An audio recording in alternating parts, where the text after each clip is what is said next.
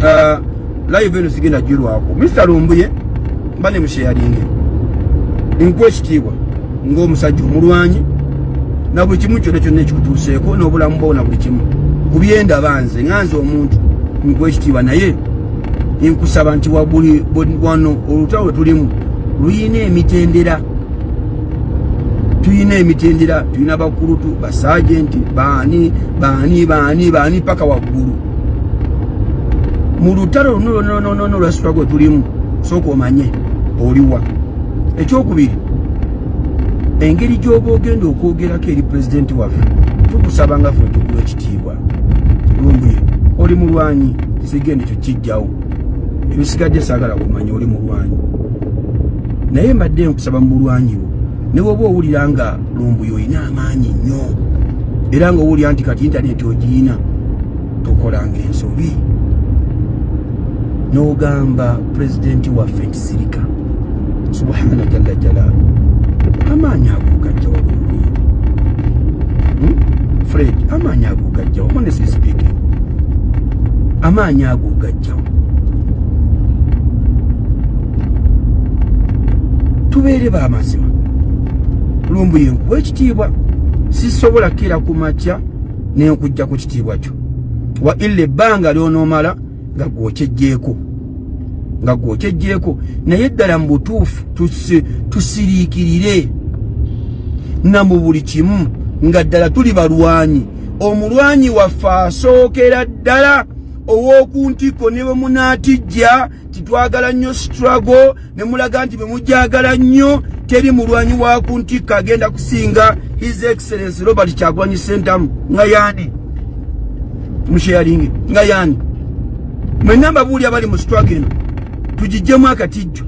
ffenna ffenna twagala enkyukakyuka naye Ssaabalwanyi waffe ow'okuntiko asembayo atatunulwa mu kamwa mu struggle yaffe His Excellency Bobi Kyagulanyi Ssentamu kati teriiyo ayina maanyi gayinza kkeera ku makya ne bw'oba oyagala kwogera naye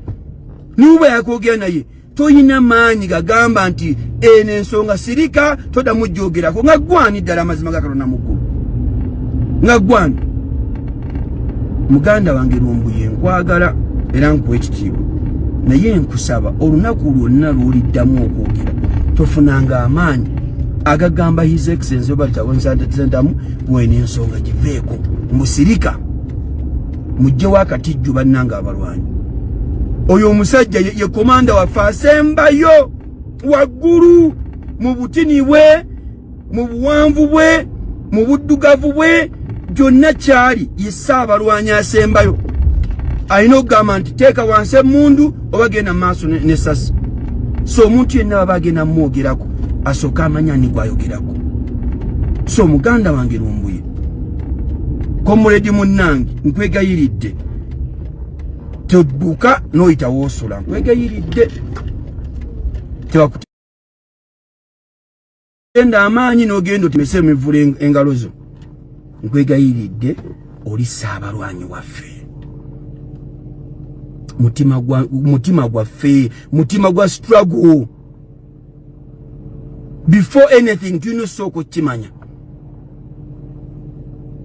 bonna obulumi mu buyina Bobi yange amazima ga Katonda ogamba otya ttaano kansubire oli bulungi mulo webale kwogera ku vidiyo eno ya kyenyinza okugamba muganda wange tutuuse ekiseera ffe nga amazima ogalaba naye nga mu mbeera yonna olina kuweereza ekitegeera olina kugoberera musajja ono lwa nsonga waavaayo nakolako positi jjukira komedi baatugobamu kati ng'ono omusajja wakolako positi yonna kati ngaffe naddala ngaffe Bobi yange sooka otunule mu ffe ttaano omusajja ono nga tulikolera ku puleesa y'ebboyi kyenyinza okugamba tusanyusa kati ye naye nga tetusasulwa kiwulira ng'olina kugoberera bintu bye n'obisudiya n'okola ki kubajjukira ensi Godfather agenda n'atema video yange awo nankuba ensi yonna n'enkuba boy omusajja ono bw'ataavaayo kunkolako post ensi kwekundeka paka nensigala nga nkyasitaaniize mu struggle naye kati ffe mwana abalowooza okudda mu bivvulu abalowooza ofuna akakisa konna tuddemu tukole bayendi bino byonna nga biteredde tuddemu tukole bayendi bino byonna nga biteredde sajja ono atukozesa ensobi bulu atukozesa ensobi ttaano atukozesa ensobi tukozesa ensobi mwana wa maama naye nga tuyimirira ne tutoba boy ne tubeerawo ku lwa struggle ttaano ne tukola kyetuwa n'ensobi tuli ku puleesa mwana abantu senga banaagendwa nga ebintu byona omwami nga nabo bamala babitunulamu mwana osanga ttaano tulirekera okukolera ku puleesa naye naddala ffe batisiti ffe sajja ono tumutya otuuka ekiseera ng'omutya nosinga kibanda kubanga yagenze nakukolako posita ttaano nga toli ku sayidi ye kati ebyo ebintu biba kufuluma aba batusuubira oluyakitinga we tuli yakitingira ku sayidi eri ono omubanda n'amala atukolako positi jjukira positi zaayiyanjiye olumu n'agikola ne kikwatayo ndi memba omujjuvu alina ne kaadi Kyagulanyi pulezidenti wange kyekisooka sisobola kwawukana na Kyagulanyi sisobola kwawukana na National Unity Platform ng'amawulire gafulumiza that is wrong and that is false information. Kyagulanyi pulezidenti wange kyekisooka ndi memba wa National Unity Platform ate sinavuma wadde Robert Kyagulanyi Ssentamu ng'omukulembeze wange nedda yenna abadde atambuza ebigambo navumira Robert Kyagulanyi Ssentamu that is wrong. Ekisookerako ddala njagala kutegeeza bannaffe abali mu struggle abamu ng'entegera yammwe ya mungu bamutereze ku ntegera yammwe ekisookera ddala nze ng'omuntu ndafuna omukisa omukulembeze nansindikira ka message nagamba muganda wange tuli mu struggle naye ndi mukulembeze akulembera bannayuganda era awabulwa bwe mulaba nkyamye wantu wonna mumbuulira nga nti waliwo akyamu kati gwali eyo ng'omukulembeze Robert Kyagulanyi Ssentamu takuwandiikirangako message n'akugamba nti awabulwa sooka weenoonye gwani njala kutegeeza abasinga obungi muyinza okweraba nti muli kumpi n'obukulembeze naye nga temwemanyi wawe mugwa. Robert Kyagulanyi Ssentamu si dictator no kyemwerabidde nti twateekawo slogan egamba nti omukulembeze tasobya naye nga tasobya to external forces amaanyi agava ebweru agamutigomya face shield abalina omugadinga but within the internal system ya NUP president yatugamba anenyezebwa ate si dictator. This is point of collection. Omulimu gwaffe nga abakuuma Kyagulanyi n'ekibiina kya National Unity Platform to defending from in external forces the likes of propaganda from NRM never biwandikira nabagala omulumba they atasobya we protect him but within the fraternity of National Unity Platform Robert Kyagulanyi Ssentamu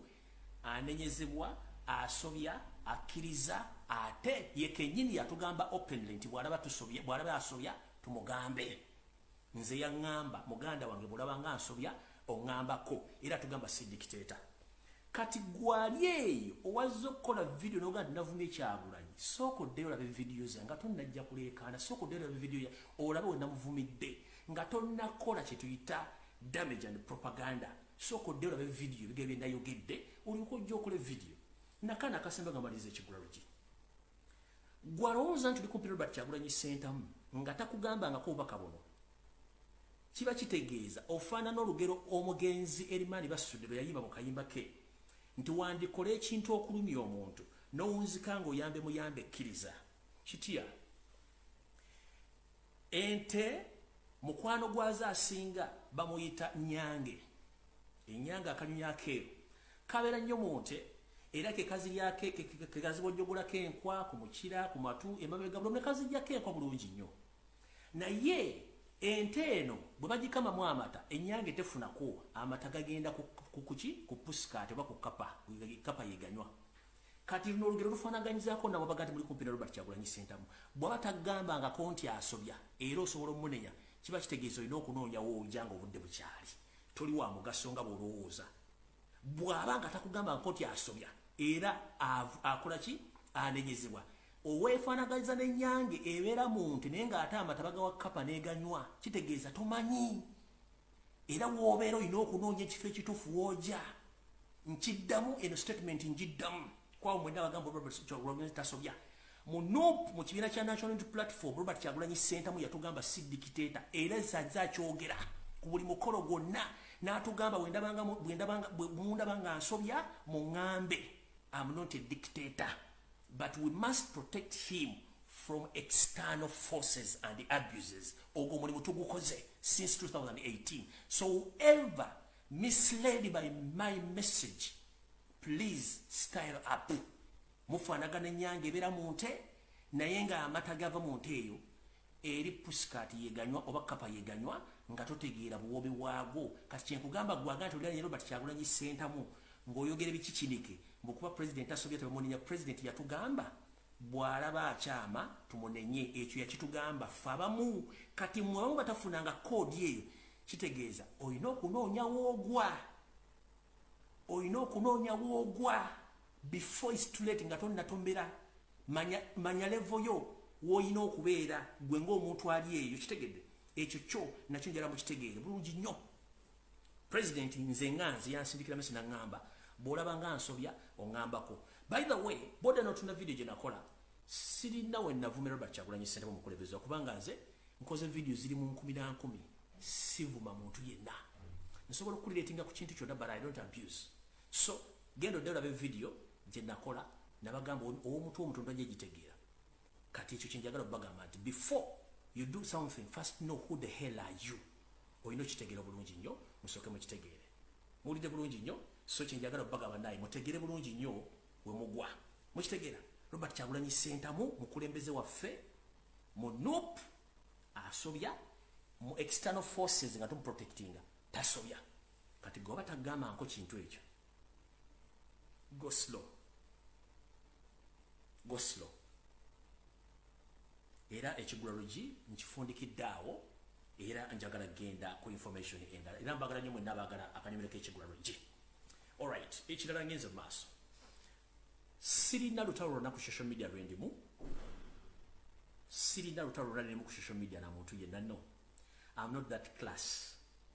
I'm not cheap to that extent that I have a war with someone. No. That is wrong. That is wrong. My main issue, my main target is to teach and to preach the gospel of change. I'm not at war with anyone. Whoever preaching and hate me, it's up to you. I'm less concerned about each and everything which is going on social media. Sina utalo na muntu. Ndi mu struggle. Mukulembeze Robert Kyagulanyi Ssentamu. Era gwe mpagira nkibiina kya National Unity Platform. Gwagamba nti namuvumye genda ononya akatambi kwa presenting okateke ku social media before nga tebanda kutoneyiwa Windows. Alright. Ekirala nga ngero tandika. Ebiseera bisimu bwanga owangalya mu kitundu n'abantu bangi nnyo. Gwe kano nakuwa obudde n'owangalamu. Omuntu gw'owangala n'afa omu babiri basatu bafa abantu abasinga obungi gwe Katonda kyakuwadde time n'osigalawo. Nengo omanyi ne baziika mulimba awo. Ngomanyi bafa basiga bafa. Era n'otegerere babaziika wali. Kati obudde akawungeezi ng'oyitawo ogenda okunywa kabbiya n'oyita kulimba awo. N'osanga meeting y'abafu bomanyi nti baali bafa nga n'engoye zobaziikiramu ozimanyi nga batudde nga bali mu kuteesa kati gwe omulamu yabaziika don't they okukyama mu meeting y'abafu abo kubanga bayinza okuba bakimye ggwe ky'oba okola kwata ecupa ya bbiya tambula ogende mu nju otule kubanga abafu batula okutuukiza meeting nga baali bafa ne batuuza meeting kiba kitegedde nti bagenda kukima tebali bulungi gye bali so muleke abafu baffe gye baaziikibwa ne bo basanze batuuziza meeting mulimbo ngobadde oyita ngobadde tomanyi nenge ekitundu wakimu ne bafa ne babaziika ng'omanyi n'oyita akawungeezi kulimbo ng'oli abatuuziza meeting abafu bateesa please don't go there kubanga bafu basigala bafu kyovola bafu tebadda ku nsi so tuleka bafu babere bafu n'abalamu tusigale nga tuli bafu n'abalamu tusigale nga tuli balamu akono nako nkayisiza waawo kati njala tandika ne video entuufu etandise etya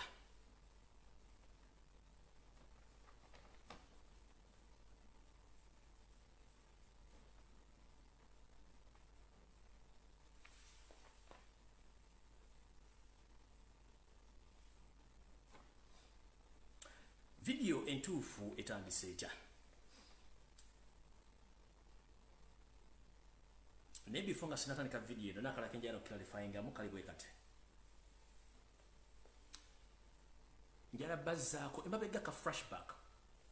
betwamala okulonda mu 2 bogomo waliwo mission ey'okuzikiza social media yonna esirike egende wansi tuleme okwogera ku bintu byava mu kulonda era bamu abala abaaliko mu noopu ne batandika okwogera olufalansa ne baga kulonda kwawedde kati mugenda kugamba ki Museveni yafuga biki munaki mugenda okukola ne batandika okay no problem kat the mission was to silence the social media obutabaako kintu kye bawogola nga baagala